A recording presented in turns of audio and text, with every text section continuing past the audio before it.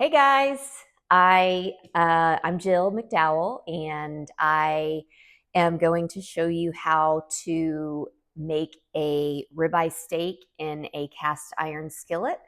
I had a friend who was intrigued by the fact that I did not put my steaks on the grill, and he asked me to make a video to show him what I do. So here we go. First, I wanted to say with a cast iron skillet, it does need to be seasoned, which means that it needs to have kind of an oily base on it before you cook. So if you are going out and buying a new cast iron skillet, you will need to put some oil in it after you wash it. Just put the oil in it to cure it. And before I did that, I used kosher salt. This is the kosher salt that I buy.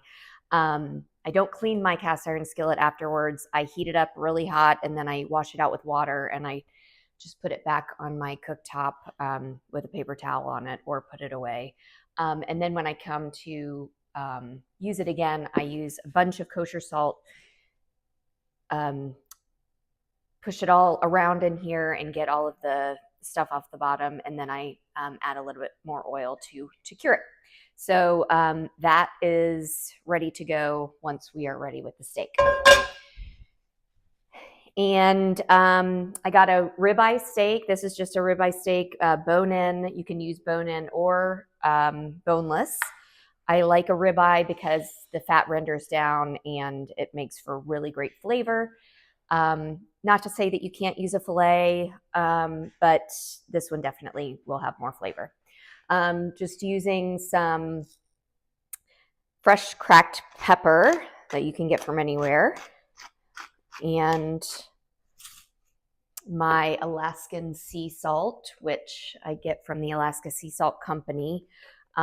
This is the Sitka spruce kind, but they have regular sea salt too, and you can use your regular salt, sea salt as well. So I use a little bit of this and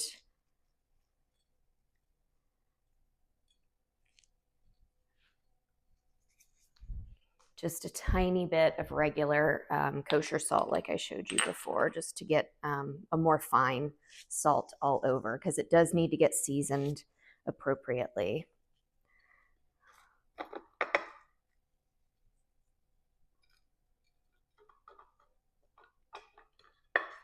So season that, and then the other side just the same. Okay.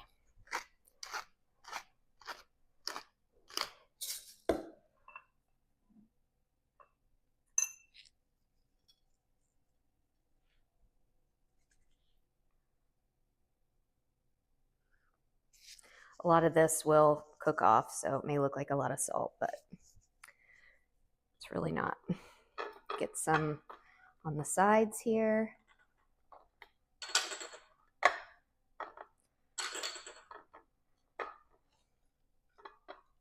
Okay, so both sides are seasoned now. So in the skillet, I already have some olive oil in there because I just re-seasoned it. So I won't put too much more olive oil in, but I am going to use some grass-fed butter. I like the good stuff, so Kerrygold is a good go-to, but there's other grass-fed butters out there. Put a little bit into the pan, and that will be there for later. Okay, so we have our steak here seasoned, and it is, again, another tip to make sure that you take your steak out. I like to take it out like at least 45 minutes before I'm ever going to cook it. It needs to get down to room temperature for it to really cook at its best. So next I'm going to use a head of garlic.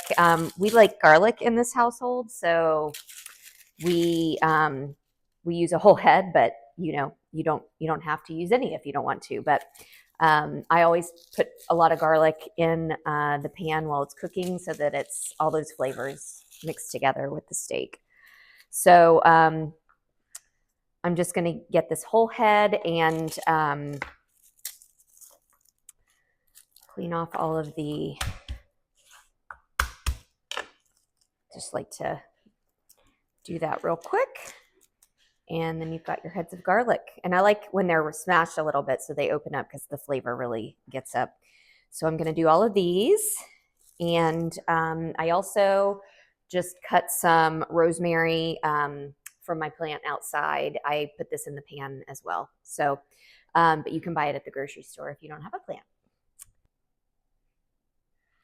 Okay, so now we have our garlic cloves ready to go. Got a whole handful of them.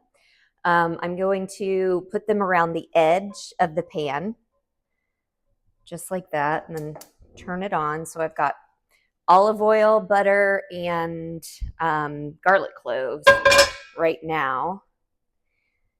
And we'll let that butter heat up and melt. And we'll get this ready to put in the pan as well. Time for a sip of wine.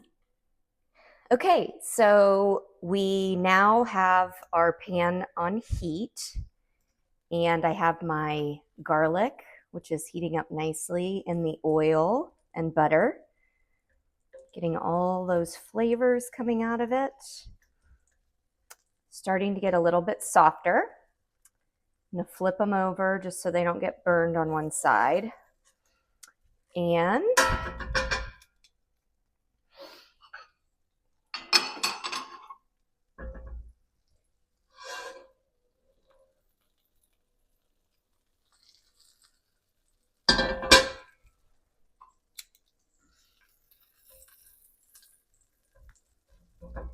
just gonna put my rosemary around the edges of the pan as well.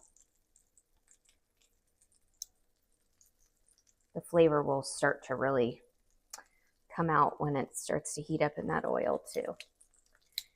And then I have my steak all ready to go, seasoned. I'm going to put it in the hot pan. Here it's sizzling up, ready to go.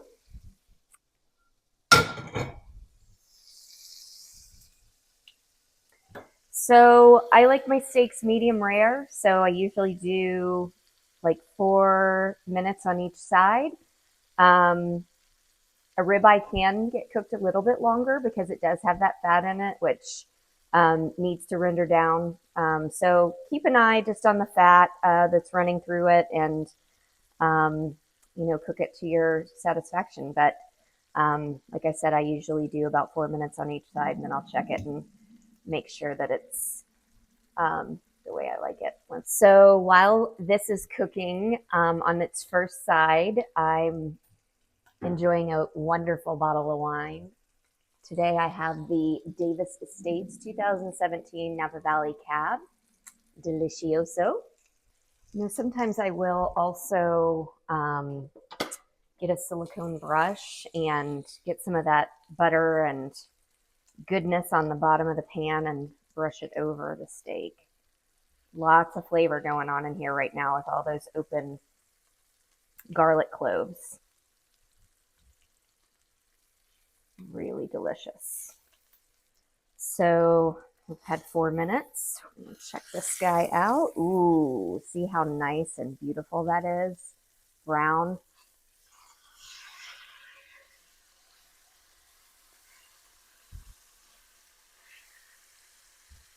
Now, put some of that rosemary on top of this guy now. Move these garlic cloves around, make sure they're not burning, because we like to put them on our plate during dinner and eat them up with the steak. They are delicious.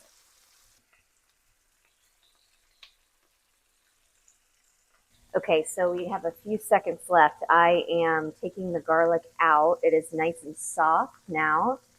It's been cooking in that butter and oil and fat that's rendered from the steak. Alexa, stop.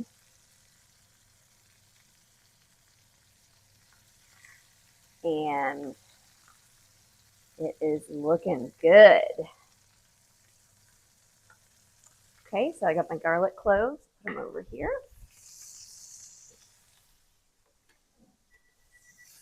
Turn this fire off. Ooh, beautiful. Okay,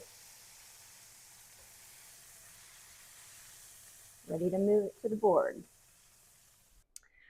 Okay, so I transferred the steak from the pan onto a cutting board. Um, we like to slice our steaks up. We can usually share a steak this big, so I slice them up and disperse them onto the plate.